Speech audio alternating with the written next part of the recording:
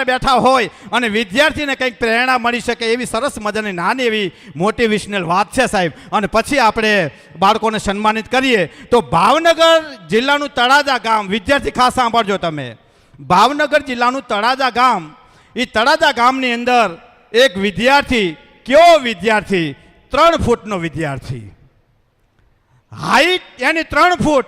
અને આ વિદ્યાર્થીજીને કહેવાય ખૂબ જ તેજસ્વી. એ પ્રાથમિક શાળાનું જ્યારે પોતે શિક્ષણ પ્રાપ્ત કર્યું અને શિક્ષણ પ્રાપ્ત કરીને જ્યારે માધ્યમિક લેવલનું જ્યારે શિક્ષણ પ્રાપ્ત કરવા માટે આ 3 ફૂટનો વિદ્યાર્થી જાય એટલે માધ્યમિકની અંદર તમે બધાને ખબર હશે કે બેન્ચીસ હોય, એ બેન્ચીસ ઉપર 3 ફૂટના વિદ્યાર્થીને તમે ઊભો રાખો તો આપણી જેટલો લાગે.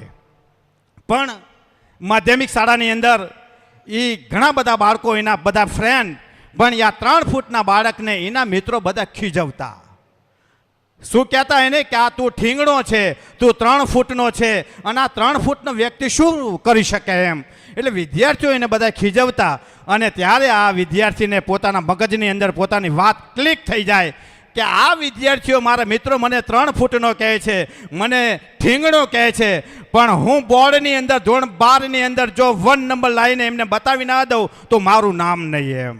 અને આ વિદ્યાર્થીએ જ્યારે આવું નક્કી કરી લીધું કે બોર્ડની પરીક્ષા જ્યારે આવે 12ની અંદર અને ધોરણ 12ની અંદર એ 3 ફૂટનો વિદ્યાર્થી ધોરણ 12 સાયન્સ બી ગ્રુપ રાખી અને ધોરણ 12 સાયન્સની અંદર એ જેને કહેવાય ગુજરાતની અંદર જે 10 વિદ્યાર્થી ટોપમાં આવે એમ એ પોતાનો નંબર પ્રાપ્ત કર્યો. મિત્રો અહીંયાથી પણ અટકી ના ગયો વિદ્યાર્થી. તમે હવે ખાસ સાંભળો જેવી બાબત, એ નંબર જ્યારે પ્રાપ્ત કર્યો અને પોતાનો જે હોંસલો જેને કહેવાય ને કે મારે હજુ અહીંથી અટકવું નથી, મારે હજુ મારી મંજિલ સુધી પહોંચવું છે, ત્યારે 3 ફૂટનો વિદ્યાર્થી જેને કહેવાય એ વિજ્ઞાન પ્રવાહની અંદર બી ગ્રુપ રાખીને નીટની પરીક્ષા પાસ કરી, નીટની પરીક્ષાની અંદર ગુજરાતની ટોપ નંબર પ્રાપ્ત કર્યો. અને એ પોતે જેને કહેવાય સારી કોલેજની અંદર MBBS ડૉક્ટર બનવા માટેની પોતાને ઉમેદવારી નોંધાવી દીધી. હવે આ વાતના પ્રાણ છે મિત્રો. એ વિદ્યાર્થી જ્યારે MBBSની અંદર પોતાની નામની નોંધણી કરાવી અને ત્યારે કોલેજના યુનિયનવાળાએ જેને કહેવાય કે મેરિટ યાદી જ્યારે મૂકવામાં આવી અને ત્યારે મેરિટ યાદીની અંદર આ 3 ફૂટના વિદ્યાર્થી ટોપ હતો પણ એનું નામ કમી કરી દેવામાં આવ્યું. ત્યારે આ 3 ફૂટનો વિદ્યાર્થી જોવે છે કે હું ગુજરાત લેવલે ટોપ આવ્યો છું વિજ્ઞાન પ્રવાહની અંદર અને મેં મારી દાવેદારી MBBS તરીકે જ્યારે નોંધાવી હોય અને મારાથી ઓછા માર્ક્સવાળો જો આવી ગયા હોય તો આનું શું કારણ કે જે મને કાઢી નાખવામાં આવ્યો એમ. અને ત્યારે આ 3 ફૂટનો વિદ્યાર્થી જેને કહેવાય એ કોલેજના એ તમામ કમિટી મેમ્બર સુધી પહોંચ્યો અને પોતાની વાત જ્યારે રજૂ કરી તો અહીંયાથી એને જાણવા મળ્યું કે ભાઈ તમે 3 ફૂટના છો ને એટલે તમે ડૉક્ટર બની શકો નહીં. તમે આવા કોઈ મેજર ઓપરેશન આવ્યા હોય તો 3 ફૂટનો વિદ્યાર્થી ઓપરેશન ના કરી શકે એટલે તમારું નામ અહીંયાથી કમી કરવામાં આવે છે. અને ત્યારે મિત્રો 3 ફૂટનો વિદ્યાર્થી જેને કહેવાય ને એ બાળક, એ આવતીકાલનું ભવિષ્ય કહેવાય. એ 3 ફૂટનો વિદ્યાર્થીએ પોતે નક્કી કરી લીધું કે કદાચ ભલે મારું અહીંથી નામ કમી કરી લીધું હોય પણ આવા જે હાકીમ જેવા મહેમાનો હતા ને એવા વકીલોની સલાહ લીધી કે મારું અહીંયાથી નામ જો કમી કરવામાં આવ્યું હોય તો મને કોઈ માર્ગદર્શક, સાચા પથદર્શક બનશો.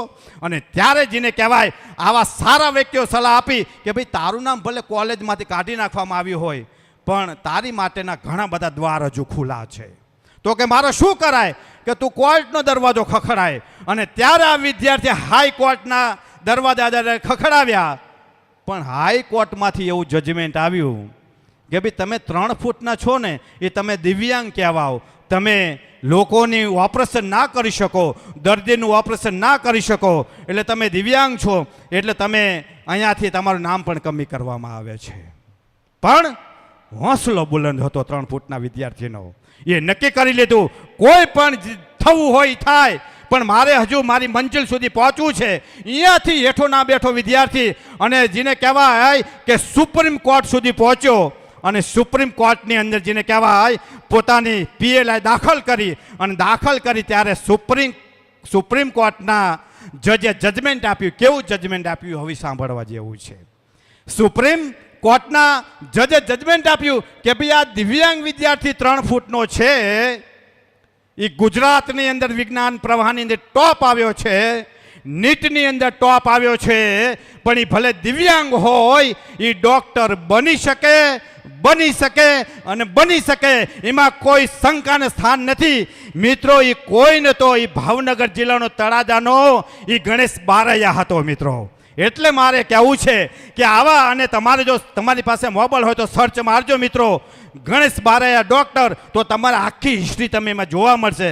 પણ જ્યારે મારા વહાલા વિદ્યાર્થી બેઠા હોય ત્યારે મારે કહેવું પડે કે સપને ઉन्हीं के सच होते हैं जिनके सपनों में जान होती है, सिर्फ पंखों से कुछ नहीं होता, हौसलों से उड़ान होती है. तो एवा जोरदार